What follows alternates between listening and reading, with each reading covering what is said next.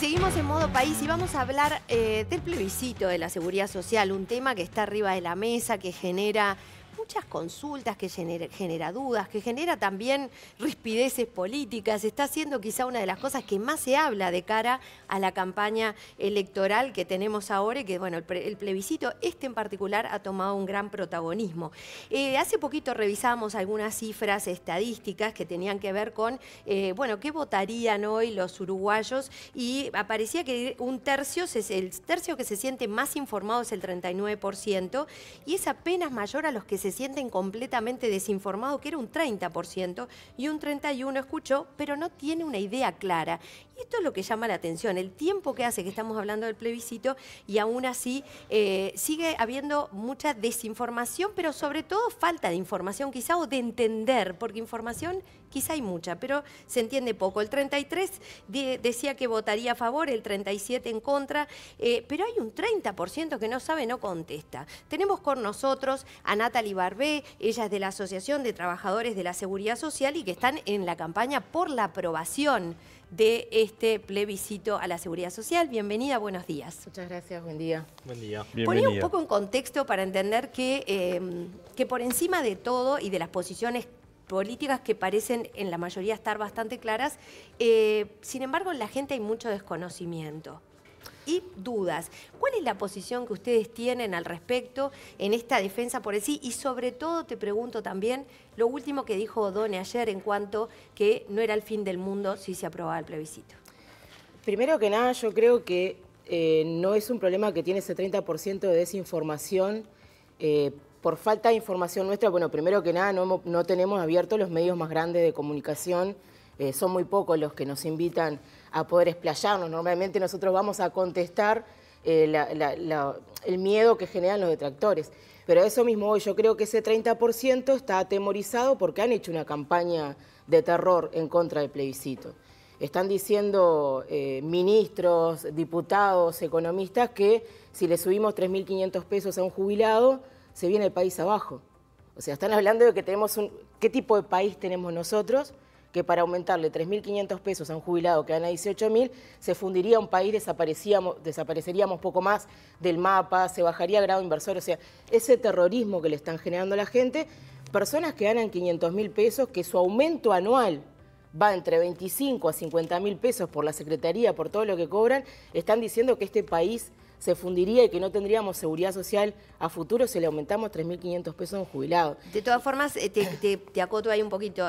Creo que es el paquete completo, no solamente eso. Estamos hablando de la edad y sobre todo creo que el tema que más genera dudas, y de hecho lo hemos visto en las estadísticas, es la eliminación de las AFAP.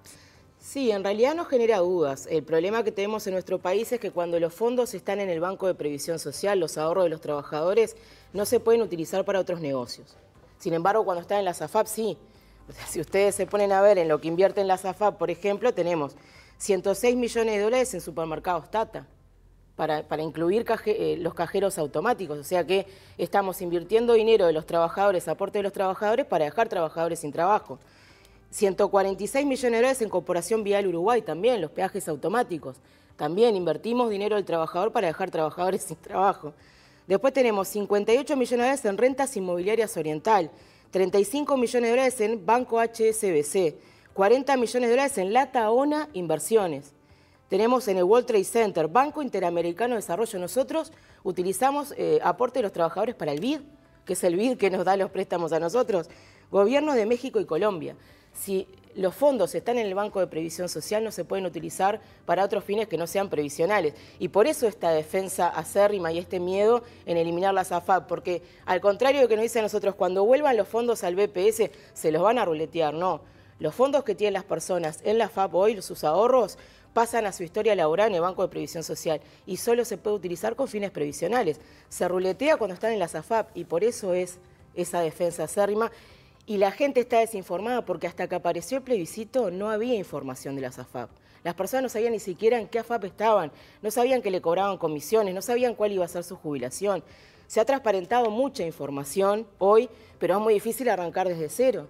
Yo trabajo en el Banco de Previsión Social, la consulta común es en qué AFAP estoy, no saben ni siquiera en qué AFAP están. Entonces, es algo que tuvimos que arrancar de cero y por ende también genera que la persona desde que se entera de cero de cuál es su situación, en qué se invierte, porque hasta ahora nos decían que el dinero de las AFAP se invertían en políticas públicas. Y sin embargo acá estamos viendo que invertimos en el BID. O sea que nosotros no ponemos se dinero invierte en la función del BID, sino en programas que generan tasas de interés, convengamos, para también no desinformar en ese sentido. Nosotros invertimos en el BID y después el BID nos hace préstamos y nos endeuda a los uruguayos de por vida. Eso es distinto, de dónde viene el fondo, a dónde se aplica, Claro, porque los préstamos son una cosa que hay que pagárselos al BID y luego el BID otorga un montón de dinero en formato de inversión de fondos no reembolsables. Un montón de préstamos, lo cual los uruguayos... Préstamos hay que pagarlos. Exacto, tenemos una deuda de casi $13.000 por cabeza de por vida. Sin embargo, también así los aportes de los trabajadores son utilizados para esas inversiones. En la Taona. También a la hora de recibir rentas por inversiones, fideicomisos y demás. ¿Y qué le responden a ustedes a quienes dicen que no es necesario reformar la Constitución para llevar adelante estos cambios? Que sí deberían haber cambios, pero no tocar la Constitución. En realidad, no sé por qué hay tanto problema en tocar la Constitución, porque justamente la Constitución es lo que le garantiza la posibilidad al pueblo de hacer cambios cuando no se ven totalmente representados por el gobierno. Y lo cambia el pueblo, o sea que es el soberano. No entiendo por qué ven tanta preocupación y hablan de rigidez, cuando en realidad la única rigidez que tiene la Constitución es que para cambiarla hay que consultarle al pueblo. Y quienes dicen esto son representantes del pueblo, porque quienes van a un acto eleccionario también los elige el pueblo. Entonces tiene la misma rigidez que una elección nacional y sin embargo no se habla de esa rigidez. El tema es que se han rebatido los argumentos que han tirado a la calle, por ejemplo lo de la expropiación, que es altamente falso. Los trabajadores que tienen sus ahorros en la AFAP van a ir al Banco de Previsión Social en su historia laboral, lo puede ver cualquiera que sea un usuario. Al contrario, estamos diciendo que van a dejar de estar manejados sus fondos por bancos privados que les cobran comisiones a pasar al Banco de Previsión Social, que no le cobra nada y le da una jubilación comprobado por los cincuentones, un 40% más alta. Eso de la expropiación es lamentable que generen esa mentira y ese miedo a la población, es algo totalmente falso. El Banco de Previsión Social expropiar, hablaban hasta que el PIT-CNT se iba a quedar con el dinero. Esos fondos van directo al Banco de Previsión Social. O sea, es una locura que le digan este tipo de cosas a la gente y por eso generan ese miedo y esa indecisión. Pero acá, y aprovecho capaz que este espacio, para los que son presidenciables y justamente salen a mentir de expropiación, los invitamos a un debate. No queremos más debatir con Saldain, ya debatimos 5 veces con Saldain. Invito personalmente que debata con una trabajadora, a los presidenciables, al presidente que ahora dice que va a salir a hacer campaña, a Mieres, a Delgado, incluso a Orsi, que debata con los trabajadores de cuál es el beneficio que va a tener la población con este plebiscito. Y sí va a caer en la Constitución. ¿Por qué va a caer en la Constitución? Porque no podemos permitir que este tipo de definiciones se sigan tomando por mayorías parlamentarias totalmente en contra de lo que son los trabajadores. Ahora, me sigue quedando una duda respecto a las cifras, ¿no? Porque el gobierno habla de que va a haber un aumento del gasto del Estado de $1.000 millones anuales, mientras que los promotores hablan de 460. ¿Por qué, primero, esa diferencia en las cifras? Y lo otro, ¿qué va a pasar en materia de impuestos, ¿no? Porque ya hay estimaciones que dicen que, bueno, que el IVA se tendría que subir un 35%. Sí, ¿Se tienen que aumentar impuestos? Es parte del terrorismo que están generando, porque te explico. Nosotros los 460 millones lo tomamos de la proyección que hizo Asesoría General del Banco de Previsión Social y se entregó al presidente del Banco de Previsión Social, donde habla de que si se toma por persona son 460 millones de dólares y si se toma por jubilaciones y pensiones serían 1.038 millones de dólares. Pero cometió un error en ese cálculo, porque las pensiones por sobrevivencia, cuando fallece un trabajador, se genera una pensión que se divide, pongamos un ejemplo general para que la gente entienda, en su esposa y sus 2 hijos. Pongamos que los 2 están cobrando los 3, 6.000 pesos cada uno. Eso se subió todo a 22.268. O sea que nos critica a nosotros de tomar por persona, decir que son 460 millones, pero cuando inflaron esos números tomaron personas. En realidad lo que tiene que hay que aumentar es la unidad pensionaria, 22.268, y dividirlo en su familia también. Pero igual acá hay algo... Están calculando mal, dicen ustedes. Hicieron mal el cálculo justamente porque subieron todas las pensiones al barrer. Pero más allá de eso, pongamos que sale 1.038 millones de dólares. ¿Por qué tendríamos que subir el IVA si en este país se generó un impuesto que se llama impuesto a la renta y se generó IRPF justamente para quienes se acuerdan, para quienes tienen más, paguen más? Y ese impuesto hoy se exonera en 2.400 millones de dólares anuales. Se exonera, ¿no? A quien tiene más y tiene que pagar más, no se le cobran 2.400 millones de dólares anuales. No hablamos de poner nuevos impuestos ni aumentar el IVA, porque siempre la gente tiene que pagar, siendo que podríamos cobrar el impuesto, el IRAE, por ejemplo, y el IRPF como se debe, y tendríamos para aumentarle 6 veces al año las pasividades a los pasivos, incluso podríamos hasta meternos en el tema de la pobreza infantil, ¿no? Bueno, sí, se dice que también condicionaría los fondos para la primera infancia. Claro, ¿no? lo que pasa es que siempre medimos de abajo, ¿no? Miseria contra miseria. Y lo que estamos exonerando, a ese impuesto que pusimos a quienes tienen más, ese es el problema de esto que están generando este miedo en la población, ¿verdad? Estamos hablando de que, como les decía hoy, personas que tienen un aumento anual de sus sueldos de 25, 50 mil pesos por la Secretaría y todo, porque tienen sueldos de 500 mil pesos, le están diciendo a un jubilado que gana 18 mil, ¿no? Que la realidad de ellos es que tienen que elegir si almuerzan, si cenan o si se pagan los medicamentos, porque todo no lo pueden hacer. Esos mismos que su aumento va entre 25 y 50 mil pesos al año, te están diciendo que si aumentás 3.500 pesos a un pasivo se funde el país, te dicen que hay que aumentar el IVA. Esto no es nuevo. En el 89, cuando se impulsó el plebiscito para que las jubilaciones crecieran por el índice medio de salario, se dijo lo mismo. Y acá estamos, 2024, y el país no se fundió. Con lo que tú decías de Odone, bueno, nosotros lo venimos diciendo hace tiempo. El grado inversor depende de qué suelo tenés tú para que las multinacionales vengan. Ustedes se piensan que Google no va a venir a invertir al país con los millones de litros de agua que necesita diarios para funcionar porque no haya FAP o porque le subamos 3.500 pesos a los jubilados. Claro, ahí no tiene que ver con la FAP, sino con esto de cambiar las condiciones de forma retroactiva, porque una cosa es cambiar de aquí para adelante, y de ahí teníamos el otro día acá al diputado Lust, que nos estaba diciendo, bueno, esto incluso no debería ser aprobado porque es retroactiva la toma de decisión en cuanto a, al cambio, ¿verdad? No es de aquí para adelante. Bueno, en la medida que eliminamos lo que se hizo... No es retroactivo. Primero que nada, las leyes no son retroactivas, salvo que tú lo digas, es retroactivo. Lo que habla acá de retroactivo es para quienes están en el sistema mixto y la persona cuando se jubila sale del sistema mixto. Claro, pero eliminamos un derecho que se le ha generado, sobre todo, por ejemplo, ¿qué pasa? Yo tengo mi dinero en la FAP, me obligaron a tenerlo, no es que lo haya podido decidir, me obligaron, me asignaron una FAP, demás. Y cuando a mí me calculen el importe que yo hoy tengo, me lo van a poner como un aporte, si estos se eliminan las AFAPs, mis fondos van a quedar asignados como si hubieran sido parte de mis aportes al BPS, se le va a sumar ese aporte por lo que tú estabas diciendo, ¿verdad? Sí. O sea, va a quedar registrado lo que cada uno viene aportando, primero eso. Laboral, sí. Y las futuras... los futuros intereses que yo iba a cobrar, eso no se le... O sea, que yo digo yo por dar un ejemplo. Claro, ¿no? te explico. Eso no se... Porque ahí puede haber juicios, decir, bueno, por el lucro que no pude obtener, ¿verdad? Sí. No solamente las AFAP, sino también los que somos parte, el ahorrista individual, podría llegar a reclamar el dinero que no logró ganar fruto de esa tasa que es muy bajita, estamos todos de acuerdo, ¿no? Del 2 y pico % que de pronto podemos llegar a tener.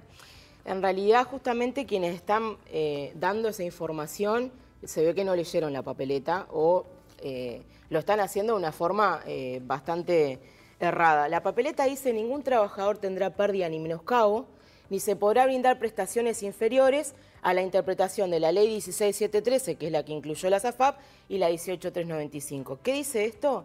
Que todos los trabajadores que hoy estábamos afiliados en AFAP, si triunfa el plebiscito, vamos a ingresar en un régimen de transición, como ingresaron los trabajadores en el 96 que no tenían AFAP y fueron obligados. Ese régimen de transición lo que hace es que al momento que nosotros nos vayamos a jubilar, vamos a tener dos cálculos. Por eso dice de la interpretación de la Ley 16713 y la actual.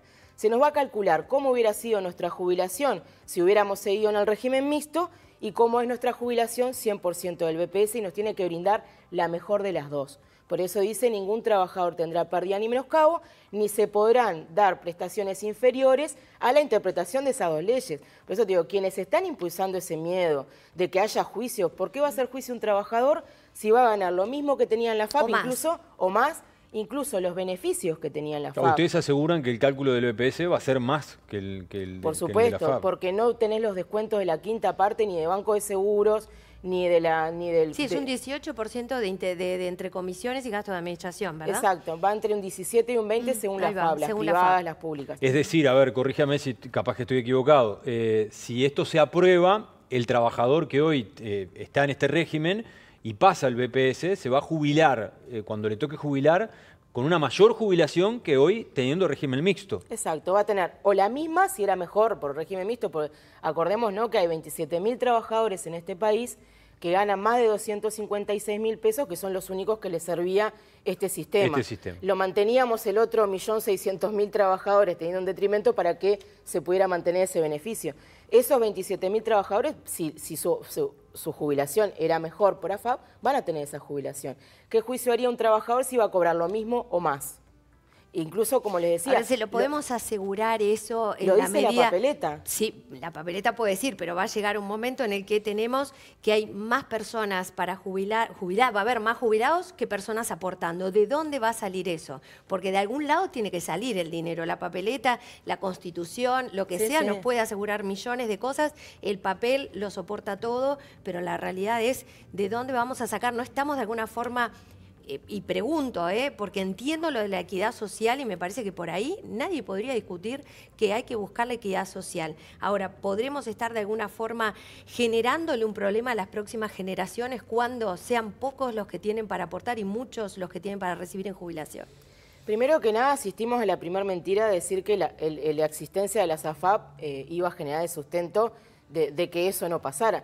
Que 1.500 millones de dólares anuales salgan de lo que se recauda para pagar todo lo que es la seguridad social y vaya a bancos para que ellos hagan el negocio, tampoco asegura que el día de mañana tengamos jubilaciones. Pero más allá de eso, incluso hay un análisis de CIMBE donde dice que esta propuesta no genera impacto negativo por los próximos 20 años. Y si nosotros vivimos en un país donde nos podemos dar el lujo de que si generamos impuestos para que el que tenga más pague más, le podemos exonerar 2.400 millones de dólares anuales, es un país que puede cubrir el costo de esos 1.038 llevándolo a la máxima, ¿no?, que calcula el Banco de Previsión Social. Más allá de eso, no se vio en esta reforma, ni se ven en las próximas, que se vaticina el tema de la tecnología. No solamente el problema en este país es que no nazcan niños, porque eso pasa a nivel mundial, porque la sociedad cambió. El tema es que también la tecnología eliminó casi un 25% de los puestos de trabajo. Ustedes que trabajan en prensa saben que la prensa escrita fue totalmente eliminada. Esos son menos cotizantes también, menos aportantes. Estas cajas en las que se invirtió en Tata generaron también que gente quede sin trabajo. Bueno, pero porque ahí me quedó un tema colgado de hoy. Vos decías esto de que Google, por ejemplo, no iba a dejar de invertir en Uruguay independientemente de si sale o no el plebiscito. Exacto. ¿No? Pero ayer, por ejemplo, el economista de CPA Ferrer, Alfonso Capurro, ya hablaba de que hay algunos efectos en la economía producto de este posible escenario que marcan algunas de las encuestas, ¿no? Él decía que algunos inversores que no residen en nuestro país ya se están desprendiendo de los títulos en pesos uruguayos para reducir la exposición al Uruguay. Lo informaba ayer el Observador. ¿Sabés que eso pasa cada vez que hay elecciones en este país? Pasa lo mismo porque es una especulación que hacen los inversores. Lo dijo el mismo Done ayer, no lo digo solamente yo. Acá, cada año electoral, las empresas que especulan con las inversiones en Uruguay tienen esa reacción porque esperan a ver quién gana las elecciones. No es por el plebiscito. Lo que pasa es que, es como te digo, hoy todo lo que pasa es por el plebiscito, pero es una conducta que se repite en año eleccionario. Lo hablamos ayer justamente cuando salió esta persona a hablar y no, ya te digo, lo hizo Done, que no es una persona que sea pro plebiscito y que haya salido a hablar, no, él mismo lo dijo, es una actitud normal de los inversionistas cuando hay elecciones en este país. Sí, en realidad yo tengo entendido incluso, te doy un paso más, que el gobierno ya le advirtió a algunos de los inversores que hablaba, bueno, en este caso el representante de CPA Ferrer, que no va a salir el plebiscito bajo ese entendido, ¿no? De que no fugaran, digamos, de nuestro país. Eso es porque el gobierno entiende que en caso también de salir podría haber un problema en ese sentido en un sector de la economía, pero bueno, veremos qué sucede. Otro dato, de los únicos 30 países donde ingresaron las AFAP, 18 ya lo sacaron de su sistema y no pasó todo esto que se vaticinó. O sea, no somos los primeros, eso, la tranquilidad que tiene que tener la gente, al contrario. Nosotros estamos yendo contrario como al mundo. El mundo está eliminando las AFAP y nosotros estamos yendo un camino que esto es lo que tendría que preocuparnos. Con esta ley se hizo la convergencia de las cajas paraestatales y militar. El ingreso de esas cajas nos va a salir 5.000 millones de dólares en los próximos 40 años. Ahí no se habla de que tengamos un aumento de IVA. Pero acá dijiste algo importante, la caja militar volvería a las condiciones que tenía antes y convengamos que ahí es un tema muy puntual, igual no es lo que cambia, ¿no?, la ecuación, pero la caja militar, de aprobarse el plebiscito, vuelve a las condiciones que tenía antes de esta reforma, que se la equiparó y se cambiaron una serie de beneficios que tenía. No, eso es una equivocación, ¿No? porque cuando dice ningún trabajador tendrá pérdida ni menoscabo, habla de las dos leyes que son del Banco de Previsión Social. No habla de la caja militar. El único cambio que Por tienen defecto es que queda como estaba antes. lo único que van a quedar como estaban antes es que no ingresan a las AFAP. Pero esa convergencia que dicen que van a hacer de las cajas paraestatales, militar y policial, es en las AFAP, no van al Banco de Previsión Social esas cajas. Por ende, nos están vaticinando que estamos yendo a un futuro 100% AFAP. También con la obligatoriedad nos están vaticinando a un futuro 100% AFAP. Y la gente hoy tiene la tranquilidad porque cobra 18.000 pesos por el BPS y 2.000, 3.000 por la AFAP. Pero si el día de mañana vamos 100% AFAP y nos van a descontar la quinta parte, eso no le preocupa a la población, porque el converger las cajas para que todos terminemos en un mismo sistema y que ese sistema sea AFAP y que haya sido obligatorio, nos transparenta que vamos en un camino 100% AFAP. ¿Qué van a hacer con el dinero de las AFAPs una vez que esté en el BPS? En inversiones sabemos que es importante la diversificación, y sin defender ninguna posición, ¿no? Pero ¿hacia dónde irían esos 22.000 millones de dólares que hoy están en las AFAPs una vez que los toma el BPS? ¿Serían guardados tipo caja para poder ir pagando a medida que se necesita el dinero, o van a realizar inversiones para que eso genere algún tipo de mantenimiento del valor, por lo menos? Y en ese caso, ¿cómo garantizamos que no se va a utilizar ese dinero en otras cosas? En realidad lo que lo garantiza son nuestras leyes que dicen que los ahorros previsionales no se pueden utilizar para otros fines que no sean previsionales. Por eso te decía, la única forma... El dinero queda guardado ahí. ¿Y queda sí. guardado e invertido de alguna forma para mantener valor, o queda guardado en moneda nacional? Exacto. Primero, ¿Qué se haría con el dinero? Hoy no hay dinero en las AFAP, está todo invertido en contratos, bonos, bonos de tesoro, etcétera. Por eso se crea el fideicomiso para que a medida que van terminando esos contratos, el dinero vaya al Banco de Previsión Social. El dinero vuelve a lo que se generó, ¿no, verdad? Porque los aportes de los trabajadores, los aportes de las empresas y la asistencia del Estado, como lo marca la Constitución, es para cubrir las más de 10.000 prestaciones que brinda el Banco de Previsión Social. No se va a utilizar solo para pagar jubilaciones y pensiones, sino que... Pero se va a utilizar para gasto. La pregunta es, ¿se va a invertir o se va a hacer algo con el dinero para mantener el valor de ese dinero? Hoy, al fin y al cabo, se está invirtiendo. Y estamos todos de acuerdo en lo que se va por el lado de comisiones y se va recuperando a un 2%, 2 y algo para cada uno de los ahorristas. ¿Qué va a pasar con ese dinero? Porque el dinero quieto sabemos que depende de una moneda, que nosotros tenemos dependencia del dólar, pero además también con inflación. Entonces se va perdiendo el valor del dinero. ¿Cómo van a hacer para que, o cuál es la propuesta para que el dinero mantenga su valor a lo largo de los años mientras no se va a gastar todo junto? No, ese dinero va a ir volviendo a lo largo de los años y va a ir teniendo la ganancia de esos contratos que tuvieron. Pero por otra parte, el que esté en la AFAP no garantiza que siempre sea ganancia. No, estamos hablando de la otra opción. 2008 al 2016 tuvieron rentabilidad negativa y por ende esos ahorros fueron bajando. Lo pueden ver las personas en su historia de los ahorros que tenían las AFAP. El riesgo que se corre en las inversiones, más ahora que pueden invertir en el exterior, genera que no siempre sean ganancias. Esos dineros vuelven al Banco de Previsión Social con la ganancia de los contratos que tenían. No podemos hablar de algo fijo y estático porque los aportes de la Seguridad Social se utilizan para cubrir los beneficios que brinda la Seguridad Social. Desde antes de nacer una persona, cuando la madre cobra el prenatal, como hablamos de asignación familiar, la licencia maternal, hasta después de que fallece, cuando cobran una pensión por sobrevivencia a los hijos de los trabajadores o jubilados que mueren. No es dinero estático. Claro, pero cuando se acabe... ¿Por qué se va a acabar si se sigue recaudando? Ese es un miedo que le están poniendo. Es como si no, tuviéramos no es una miedo, bolsa de dinero y decimos, bueno, se acaba. Discúlpame, creo que es una duda legítima que podemos tener. Si yo tengo una bolsa que voy gastando y que además con la previsión de que va a haber más personas jubiladas que personas aportando, la posibilidad de que haya déficit es real. ¿Cómo se va a solucionar? Eso es lo que estamos preguntándole a cada uno de los que hacen propuestas. En realidad no tenemos por qué tocar los ahorros previsionales. Podemos invertir los 500 millones de dólares anuales que asiste el Estado, el Banco de Previsión Social, que ya no va a ser necesario justamente porque no se van a transferir 1.500 millones de dólares a las AFAP, no va a salir del sistema de seguridad social, los 5.000 millones de dólares que nos vamos a ahorrar, porque recuerden que la inclusión de las cajas paraestatales solo en la caja bancaria, profesional y notarial, nos va a salir 5.000 millones de dólares en los próximos 40 años, son 30 años con opción a 10 más. Ese dinero pueden hacer inversiones el Estado, sin que sea, puede hacerlo de rentas generales, inversiones para tener ganancias para cubrir la seguridad social. No tiene por qué utilizar los ahorros de los trabajadores.